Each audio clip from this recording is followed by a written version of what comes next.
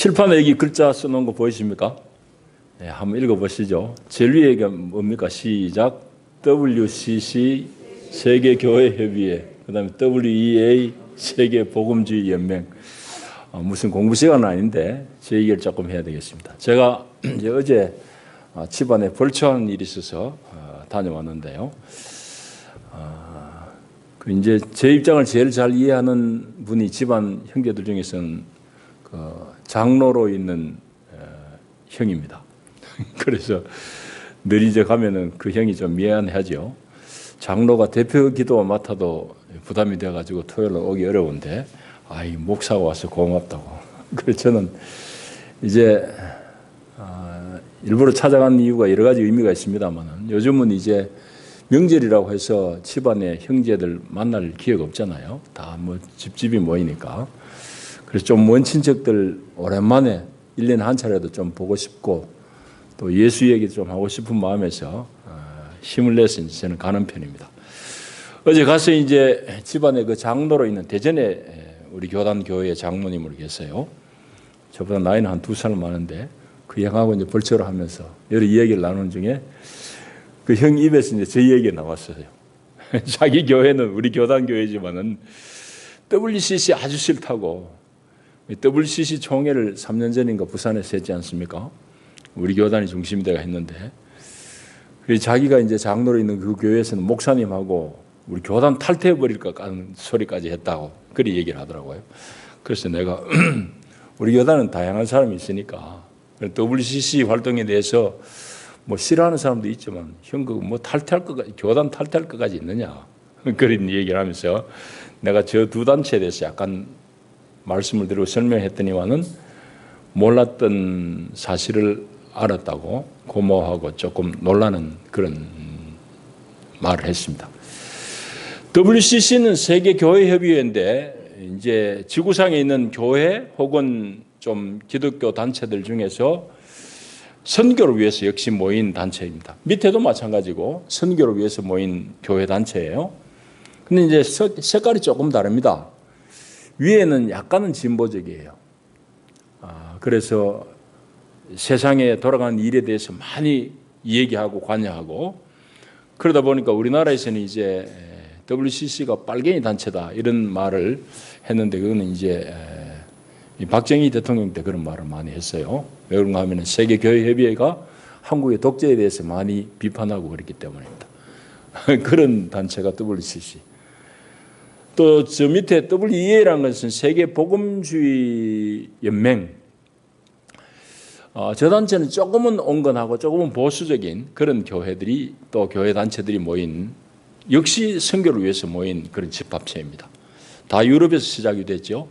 그래서 이제 세계적으로 활동을 하는데, 우리나라에서는 3년 전에 4년 전에 WCC 총회를 부산에서 열 때에 대단했습니다. 저도 폐막 예배 때 가고 그랬는데 한국 사람들 정말 창피스러운 모습을 저희 다 보여줬어요. 세계 교회들 앞에서 막 꽹가리치고 난리치고 반대하는 사람들이, 심지어는 대회장 안에까지 들어가지고 막 이 폭력을 행사하기도 하려고 했던 그런 좀 우사스러운 그런 모습을 보여줬습니다.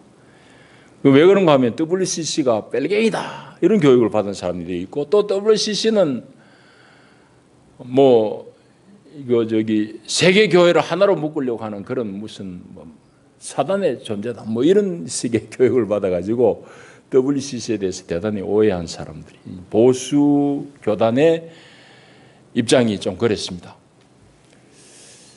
그런데 재미있는 것은 보수적인 교회 연맹체인 WEA가 작년에 서울의 롯데호텔에서 또 총회, 정확한 총회는 아닙니다. 지도자 대회인데요.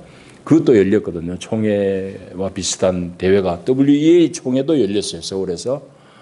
저 때도 또 한국의 교회 또 일부 성도들이 WEA가 복음을 가장한 잘못된 신학 사상을 가르치고 있다. 뭐 또 이렇게 또 비난했어요. 제가 그런 얘기를 듣고는 좀 한심하더라고요. 그럼 대한민국에 그런 거 WCC도 싫다고 반대하는 사람, WEA도 반대하고 그런 사람 속에 도대체 무슨 정신이 들어앉았나 싶어요. 지만 예수 잘 믿나 그런 생각이 들더라고요.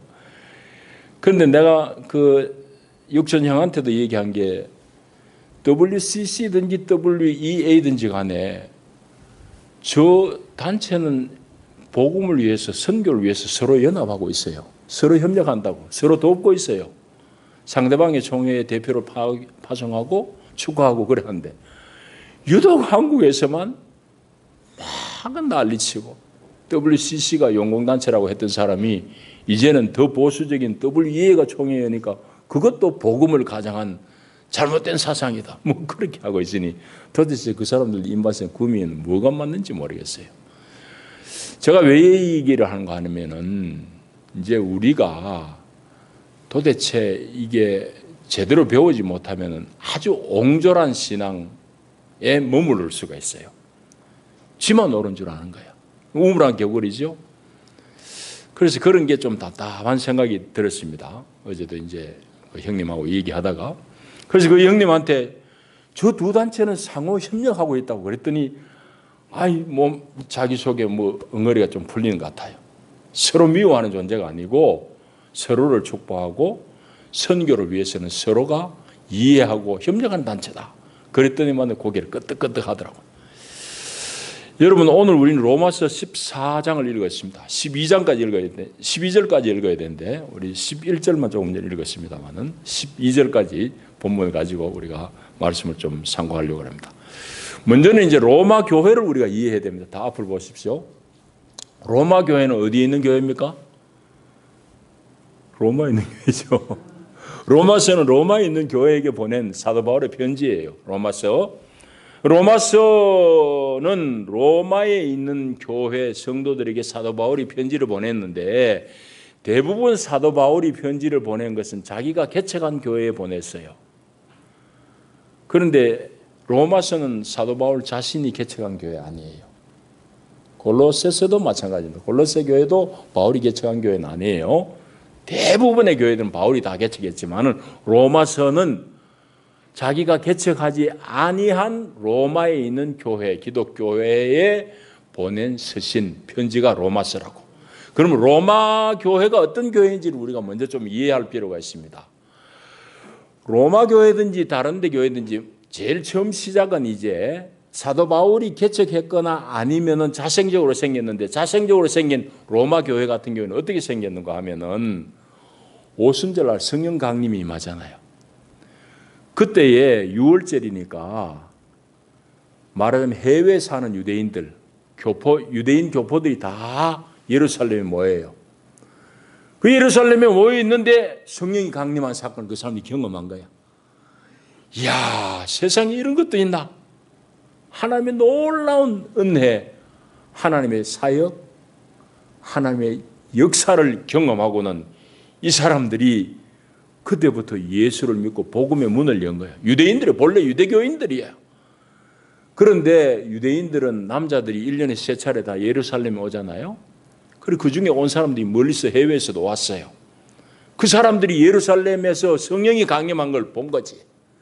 그래가지고는 그분들로 인해서 자생적으로 교회가 생긴 것 중에 하나가 로마 교회, 로마서를 수신하는 로마 교회라고. 그러니까 로마에 있는 로마 교회는, 로마서를 받은 이 로마 교회는 교인들이 두 층으로 되어 있을 겁니다. 하나는 유대인들, 예수를 먼저 믿은 유대인들, 예루살렘에 가가지고 하나님의 놀라운 성령의 역사를 경험한 유대인들이 교회를 시작한 거예요. 그리고 그들이 전도하고 복음을 전하고 하다 보니까 로마 시민들이 교회 안에도 들어올 거 아니에요. 이거 희한한 게 있네, 이런 진리가 있나 하고 교회 안에 들어온 사람들이 있어요. 그러니까 로마 교회는 두 부류의 성도들이 있는데, 한 부류는 유대인 그리스도인, 또 한 부류는 유대인들 입장에서는 이방인이라고 하는 로마 사람들로 구성되어진 그리스도인, 이 둘이 모여가지고 함께 예배하는 교회 공동체가 로마 교회입니다. 자, 그런데 문제는 그 두 부류가 모여가지고 한 교회를 이루고 있는데, 신앙의 뿌리를 이루는 것은 누구겠습니까? 유대인 그리스도인들이죠. 로마인들은 구약도 모르고 하나님도 잘 모르는 사람들이에요. 그냥 뭐 좋다고 그러고 새로운 진리라고 하니까 여기 와가지고 배우고 있는 중인데, 신앙의 뿌리가 깊은 사람들은 유대인들이야. 근데 교회 안에 수적으로 보면은 로마 사람이 많겠어요? 교포인 유대인이 많겠어요? 당연히 로마 사람이 많은 것이.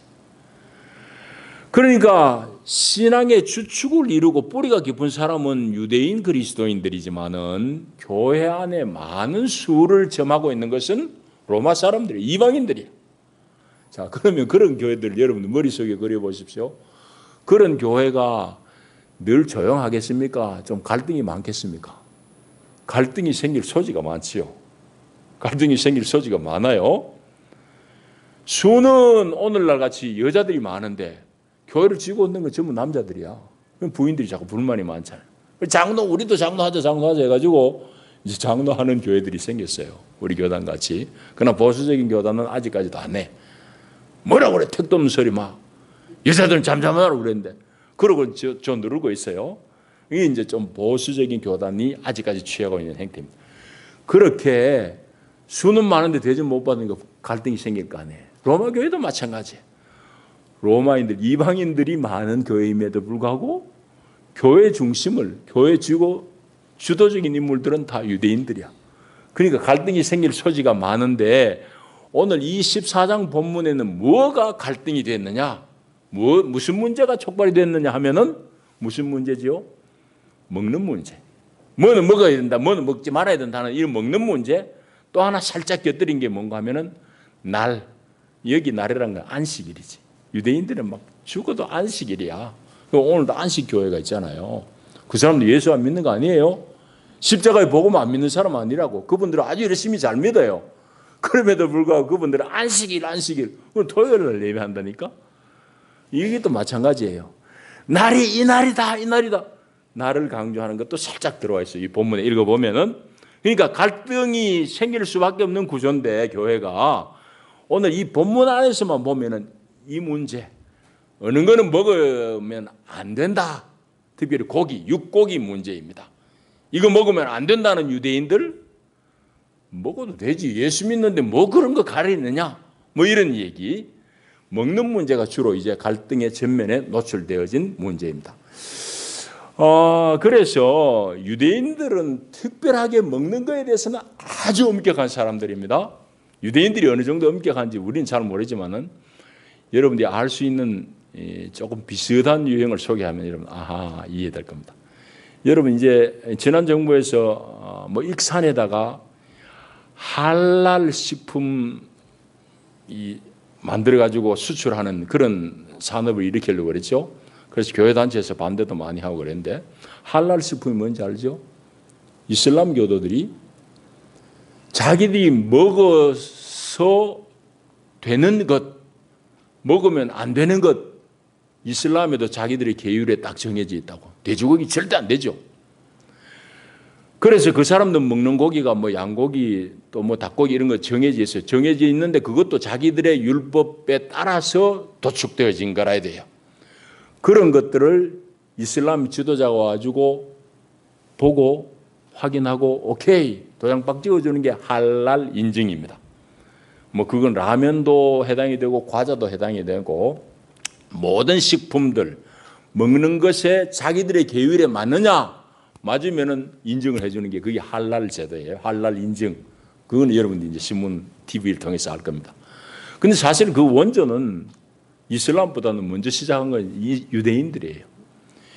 유대인들은 우리가 익숙하지 않아서 유대인들이 우리 부근에 없으니까 잘 모르는데 유대인들은 그보다 훨씬 먼저 그들도 엄격하게 랍비가 이 고기, 이 정육점의 고기는 먹어도 좋소, 이 정육거는 안 돼요 이런 걸 허가한다고. 그걸 이제 유대인들이 허가하는 식품을 코쉐르라고 합니다. 코쉐르. 그건 유대 랍비가 도축하는 방법이 이게 정확하다. 성경의 율법대로 정확하게 잡은 거다. 또 이 식품은 안전하다. 그걸 허락해 주는 거예요. 그걸 코쉐르라고 합니다. 유대인들도 이와 같이 대단히 엄격하게 먹는 문제. 이걸 먹으면 절대 안 돼. 이런 게 다 있어요. 자, 그런데 유대인들은 어느 정도냐 하면은 요거는 먹어도 돼, 안 돼 하는 이 정도가 아니라 그 사람들은 이방인들하고 식사 자리를 같이 해도 안 돼요. 불결한 이방인들, 우리 하나님의 선민인 우리가 어떻게 불결한 저 이방인들하고 식사를 같이 하느냐? 절대 안 돼. 성경에 그 재미있는 장면이 나온 게 있어요. 갈라디아서 2장에 나중에 여러분 한번 읽어보십시오. 오후 예배 시간 좀 나눔 시간에 한번 읽어보시고 얘기하면 재미있을 것 같아요. 갈라디아 2장 중간에 보면은 안디옥에서 일어났던 장면을 기록하고 있는 부분이 있어요. 안디옥에서 바울, 베드로, 또 거기 등장하는 사람이 바나바, 또 다른 교회 지도자들 여러 있었어요. 이 사람들이 아주 아름다운 식사를 나누고 있어요. 밥을 잘 먹고 식탁 교제를 하다가 갑자기 예루살렘 교회에서 야고보 사도가 파송한 무슨 사람들이 몇 사람이 방문합니다. 그러니까 갈라디아 2장에 보면은 얼른 안 먹은 채하고 획 돌아선 게 누군가 하면은 베드로입니다. 베드로가 자기 입 닫고 돌아서 안 먹은 채예요. 그런데 그 베드로의 행태를 보고 사도 바울이 꾸중을 하잖아요. 대놓고 사람들 앞에서 내가 뭐라 했다. 이제 그거는 베드로가 사실 꾸중 들을 만한 일이죠. 그런데 갈라디아서 2장을 보십시오. 아주 재미있는 사람이 또 한 사람 등장합니다. 그 사람이 누군가 하면 바나바입니다. 바나바가 어떻게 했을지 여러분들이 나중에 갈라디아서 2장을 한번 읽어보고 오후에 한번 나누면 좋겠습니다. 바나바가 어떻게 그 장면에서 함께 참여했던 바나바가 어떤 태도로 보였는지 성경을 보시고 여러분 상상을 해보시기 바랍니다. 대단히 재미있습니다. 어쨌든지 제가 이 얘기하고자 하는 것은 유대인들은 자기들이 먹어야 되는 음식, 절대 먹으면 안 되는 음식 나눠져 있습니다. 그뿐만 아니라 이방인들하고는 같이 밥도 안 먹어. 그게 유대인들이에요. 그런 정도로 먹는 데 있어서는 아주 엄격한데 오늘 3절에 보시면은 두 부류의 교인들이 등장합니다. 제가 제일 처음에 설명드릴 때는 유대인 그리스도인, 이방인 그리스도인이라고 그랬는데 오늘 3절의 표현대로 하면은 두 부류, 어떤 사람입니까? 3절에는 먹는 사람, 안 먹는 사람. 먹는 자, 먹지 않는 자, 이 둘로 나눠져 있어요. 근데 여기 이제 먹는 사람이라는 것은 전후 2절을 이래 보면은 고기를 그냥 안 가리고 먹는 사람을 말합니다. 유대인들은 채소만 먹는 건 아닌데 여기서는 채소만 먹는 걸로 등장합니다. 왜 그런가 하면은 이방 세계에서 잡는 고기들은 돼지고기는 물론 안 먹지만 이 사람들이 소고기나 양고기도 잘 안 먹으려고 그래요. 왜? 신전에 들어갔다 나온 고기일 가능성이 많으니까 유대인들은 특별하게 그런 고기들 육고기를 잘 안 먹었어요. 그래서 채소만 주로 먹는 사람. 그래서 3절에 보면은 먹는 자, 먹지 않는 자 둘이 등장합니다. 그 두 부류의 사람은 그렇게 설명하고 있고 3절에 보면 재미있는 말씀이 또 있어요. 3절에 보시면은 행동에 대해서도 두 가지가 나옵니다. 무엇이 나옵니까? 하나는 업신여기는 것, 또 하나는 비판하는 것. 자, 그러면은 업신여기는 건 누가 누구를 업신여기겠습니까?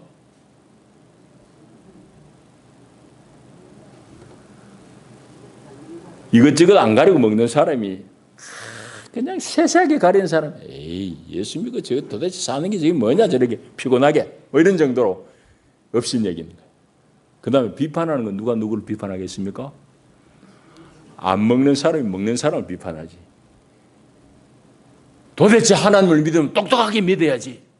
아무것도 가리지 않고 저래 먹나. 그렇게 비판하는 거예요. 자, 이해됐죠? 대단히 재미있는 장면입니다. 그래서 오늘 본문은 무엇을 하지 말라고 그러고 무엇을 하라고 그래요. 하지 말라고 하는 것은 두 가지 방금 얘기했는데 비판도 하지 말고 업신여기지도 말아라 하는 얘기고 그 반면에 적극적으로 하라고 권고하는 것은 1절에 나오는데 그거는 받으라.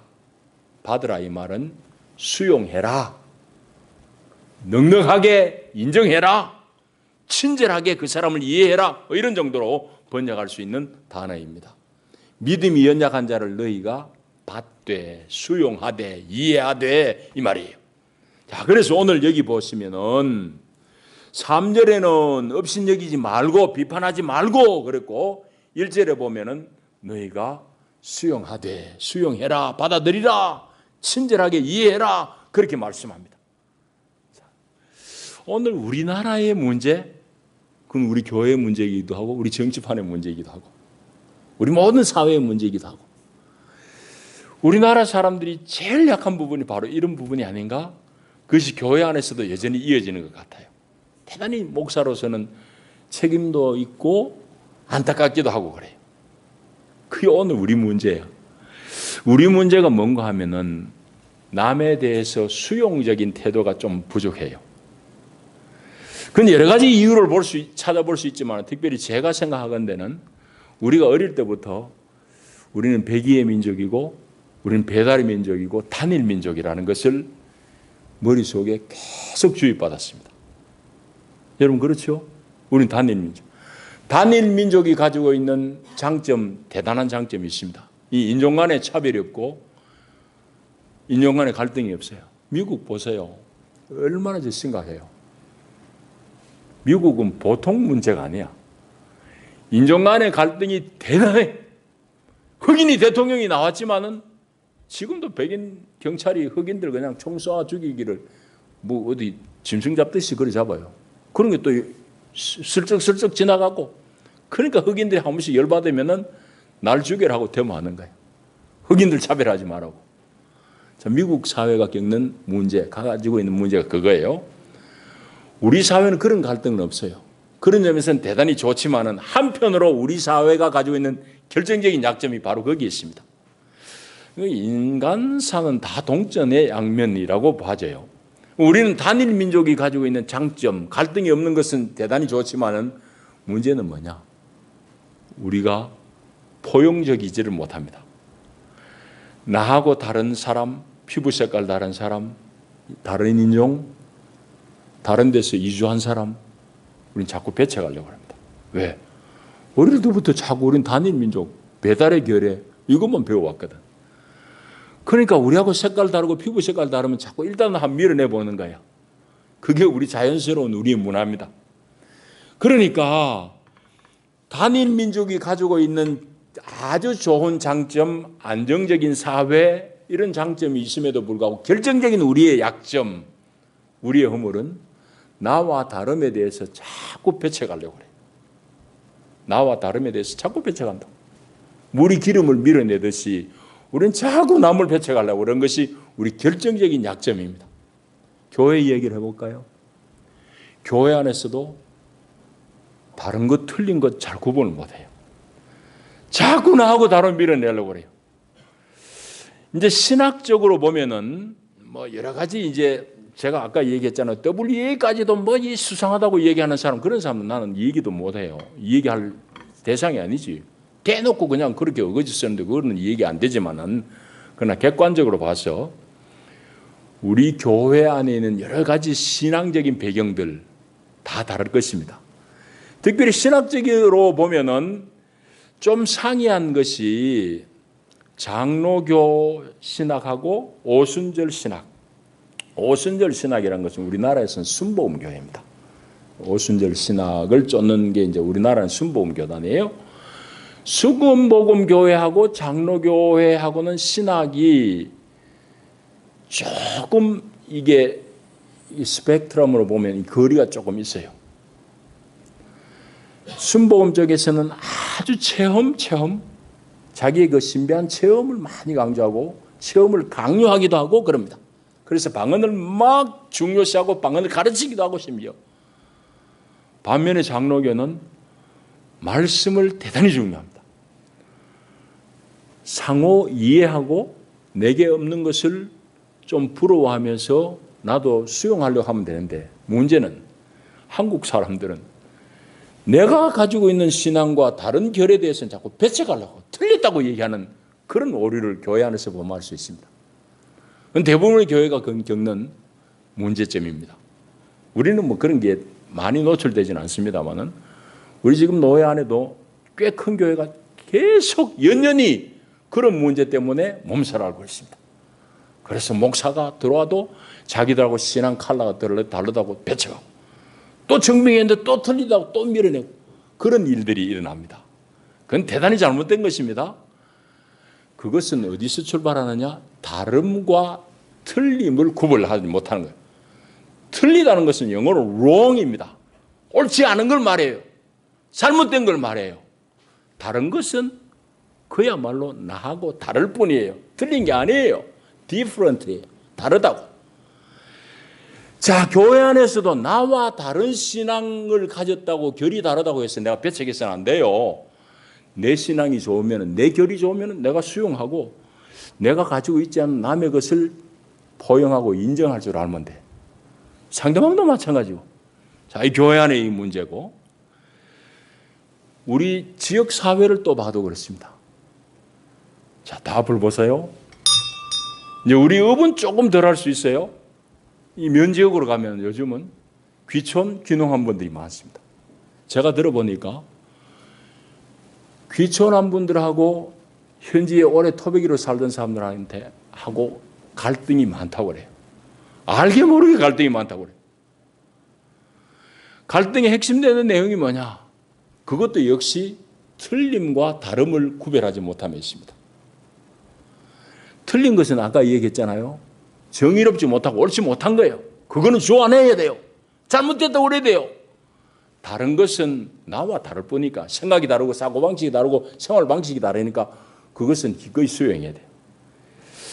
도시민들이 들어와가지고 시골의 토백이들하고 제일 갈등을 겪는 문제 여러 가지 있겠지만 결정적으로는 그것이에요. 결국 제가 듣는 바로는 시골의 이 노인들은 사이다 마시고 페트병, 비닐 막 태워버린다는 거예요. 그거 돈 주고 쓰레기 봉지에 넣어가지고 내놓는 게 아까운 거야. 태워버리면 깨끗한데 막 태우는 거야. 도시민이 보니까 이해가 안 되는 거야. 그 태우면 독가스가 나오거든. 그 독을 당장 눈에는 안 보이지만 독가스 먹는다고. 그러니까 그거 하지 말라고 그러는데 안 되니까 면사무소에, 업사무소에 혹은 경찰에 신고해버려. 시골 사람들은 아니 대대로 같이 내려오는데 뭐 잘못한 거 좀 눈 감아주지 왜 신고하느냐 이거예요. 여러분 그런 것 때문에 갈등이 생깁니다.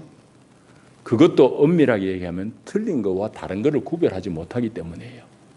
내가 누구 편 들자고 하는 게 아니지만은 페트병을 사이다병을 함부로 태우는 건 그건 틀린 거예요. 다른 게 아니라고 틀린 거라고. 그런 건 하면 안 돼요. 틀린 짓은 하면 안 되지. 다른 거는 뭐죠? 나는 남의 잘못에 대해서 신고 안 하고 가만히 좀 참아. 그건 내 방식이야. 그런데 도시에서 온 사람은 내가 얘기해도 안 되면 나는 경찰에 신고하겠어 하는 그 사람 방식이야. 그건 틀린 게 아니에요. 다를 뿐이에요. 다른 것은 인정해야 됩니다. 틀린 것은 주안해야 돼요. 없애야 된다. 우리 정치판에도 마찬가지예요. 이 작은 것들이 다 우리 문제라고. 그게 커지니까 국회 안에 들어간 거지. 국회 싸우는 것도 내가 보니까 한심한 노릇이야.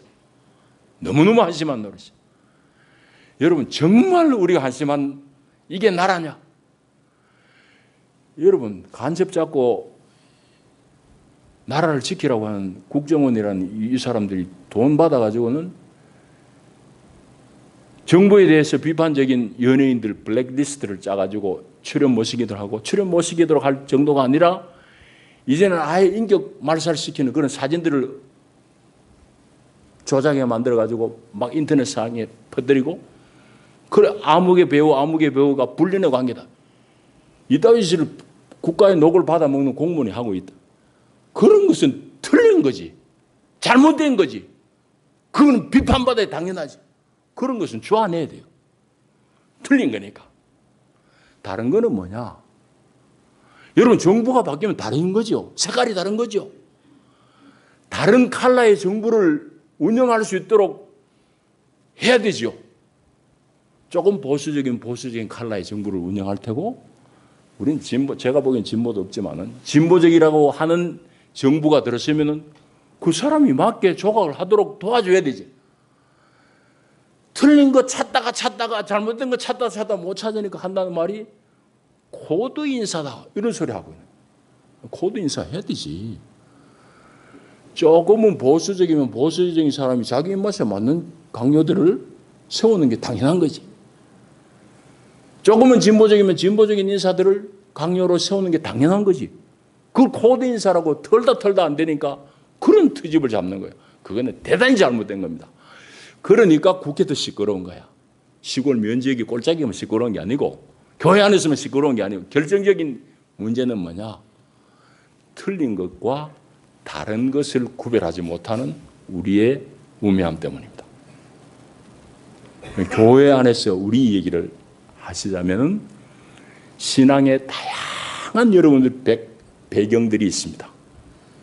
그래서 어릴 때 순복음교회에서 자란 사람들하고 감리교회 자란 사람들하고 침례교회 자란 사람들하고 장로교회 자란 사람들하고 이제는 교류가 많잖아요. 예전에는 뭐 그 교회에서 평생 신앙생활 하지만 지금 왔다 갔다 하거든. 뒤죽박죽 섞인다고. 그러면은 나와 신앙의 결들이 다른 사람들이 자꾸 모이게 돼 있어요.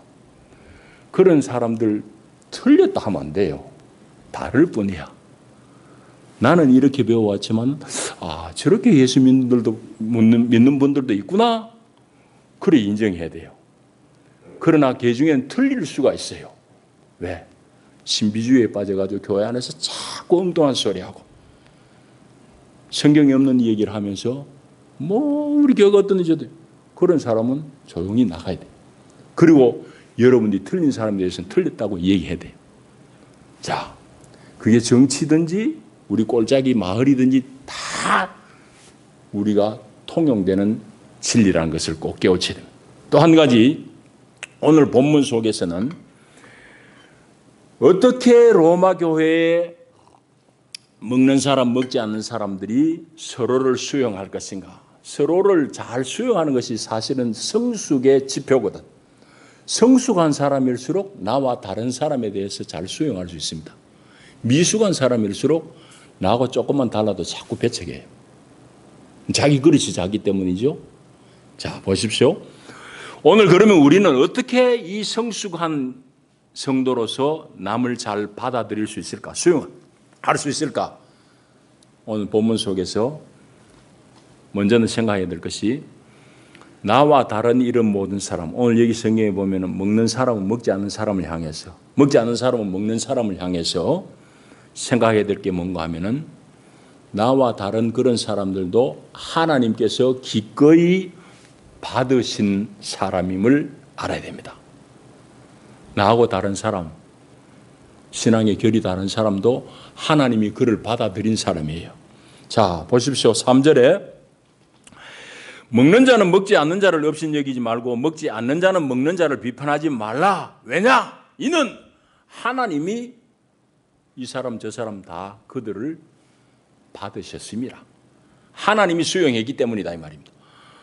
하나님이 수용한 걸 쥐가 왜 틀렸다고 그러느냐 말이지. 4절 말씀 재밌습니다. 남의 하인을 비판하는 너는 누구냐? 그가 서 있는 것이나 넘어지는 것이 자기 주인한테 달려있지 왜 네가 시비냐 이 말. 요즘 우리말로 얘기하면은 어디 주제 넘은 사람이 남의 집 머슴이 오늘 같은 날씨는 논해가지고 김매면 딱 좋은 날씨인데 오늘 같은 날 옆집 머슴이 고추밥 메고 있으니까 자기가 보는 게 답답하지. 그럼 왜 당신 논에 가서 김 안 메고 고추밥 메느냐고 시비하는 거하고 똑같단 말이야. 그건 주인 시킨 대로 지가 할 일이지. 왜 내가 제3자인 내가 그거 관여하냐. 우리 한국 사람들은 남의 일에 대해서 관여하고 싶은 성향이 많습니다. 자꾸 그런 얘기하는 거 시비가 생기는 거예요. 오늘 본문은 그런 말씀이에요. 재밌는 말씀이에요. 그래서 하나님이 다 받아들였는데 왜 내가 이거 틀렸다 저거 틀렸다 밤나라 대추나라 그래 얘기하느냐 이 말이. 자, 그래서 우리가 남을 잘 수용하려고 그러면은 주님께서 나를 어떻게 받아들였냐를 생각해야 됩니다. 내가 잘나서, 내가 인격이 고상해서, 내 학문이 대단해서, 심지어 내 외모가 어때서 하나님 나를 받아들이신 게 아니에요. 예수의 사랑을 믿고 달라드는 나를 하나님이 받아들여 주신 거예요. 여러분의 인격 보고 여러분들을 구원하신 거 아니라고. 합격 도장 찍은 게 아니에요. 여러분들의 학력을 보시고 하나님이 너 합격하신 게 아니라고. 여러분들이 가진 돈이 얼마니까 합격, 구원 이래 하는 게 아니라고. 오늘 우리가 하나님 앞에 용납되어진 것은 전적으로 십자가에 계시되어진 하나님의 말할 수 없는 사랑, 그 사랑에 근거해가지고 내가 용납받아진 존재잖아요. 이걸 믿는데 내가 왜 남을 자꾸 내 기준으로 틀렸다고 얘기하느냐고. 사실 틀린 것도 아닌데 그걸 기억해라. 오늘 본문은 그 얘기입니다. 자, 그 다음에 두 번째, 우리가 남을 수용해야 될 두 번째 이유는 오늘 본문 속에서 보면은 우리 모두가 다 예외 없이 하나님의 심판대 앞에 설 것 아니냐, 그걸 생각하시오 이 말입니다. 하나님의 심판대 앞에 서가지고 내가 하나님 앞에 평가받을 텐데 12절 여러분 제일 뒤에 보십시오. 우리 각 사람이 자기 행한 일을 하나님께 직고하리. 직고한다 이 말은 하나님 앞에 다 드러난다, 다 보고된다 이 말입니다. 내 행한 일이 하나님 앞에 다 드러나는 거예요. 여러분, 이건 우리가 상상할 수 없는 거예요. 하나님 앞에 서면 다 드러나는 거예요. 여러분 보세요. 요즘 MRI 터널에 한번 들어갔다 나오면 속에 뭐 들어있는지 다 나타납니다. 몸이 어떻게 이상인지 다 드러나요. 하물며 하나님이 여러분 한번 쳐다보면 다 안 드러나겠습니까? 우리 행한 일이 다 드러나요. 하나님 심판대 앞에서.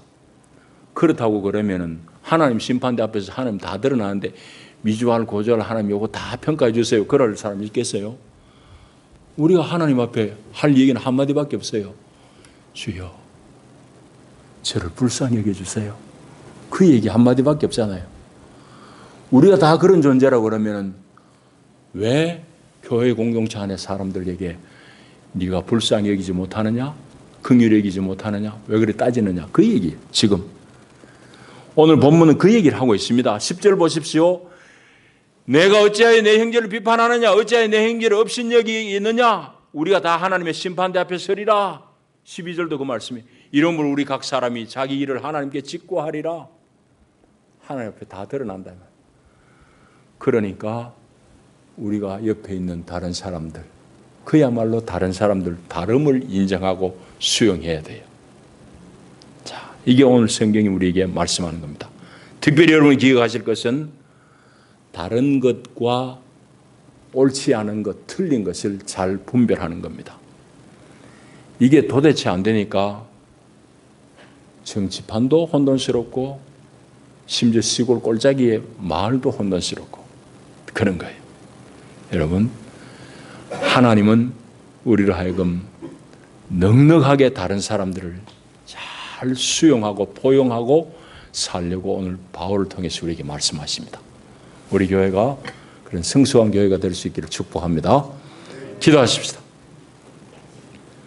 자비하신 주여 감사합니다. 오늘도 하나님이 귀한 말씀으로 우리를 일깨우시고 우리의 우매함을 깨우치시며 하나님 상호간에 서로 비판하지 말고 업신여기지 말고 잘 받아 서로 아름다운 그리스도의 공동체 한 몸을 이루도록 하시는 이 하나님의 말씀을 받아 우리가 교회 안에서 성숙한 공동체를 이룰 뿐 아니라 우리 마을에서 갈등을 해소하는 그런 귀한 사람들이 다 되게 하시고 우리 각자의 처한 형편에서 우리 모두가 서로 포용하며 화해하게 하는 귀한 인격들이 인물들이 다 되게 축복하여 주시옵소서.